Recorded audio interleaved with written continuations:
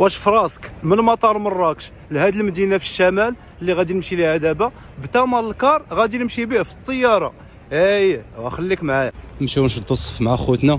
دخلت دابا من السكانيرا الاخوان وضروري الا قطعتو في رايان اير. المهم الشركه اللي جاي فيها هي رايان اير، هي اللي دارت الطيران الداخلي. ضروري 3 السوايع قبل الرحله وما كاينش اللي مبرع مع هاد الشركه قد الناس ديال مراكش. مراكش تطوان، مراكش فاس، مراكش طنجه، مراكش الرشيديه، مراكش وجده. هاد الخطوط كاملهم دايراهم من مراكش، والصراحه كتبقى خطوط رخيصه 160 درهم. والرحلات الداخليه راه كتحتاج الورقه ديالك اللي كتامبريميها فاش كتشري البي ولا كارت ناسيونال ديالك فقط.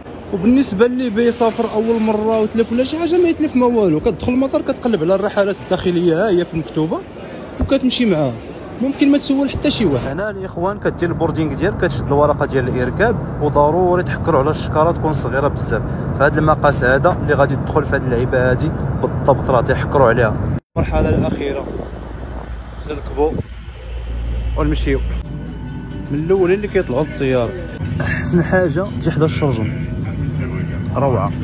عندنا ساعه و20 دقيقه ديال الطيران بالضبط. هنا الاخوان درنا الديبار مع الخمسة، وصلنا لهذه المدينه الجميله مع 26 دقيقه. اول مره في حياتي كنزور هذه المدينه الجميله. مرحبا بكم في مدينه تطوان، المدينه الجميله.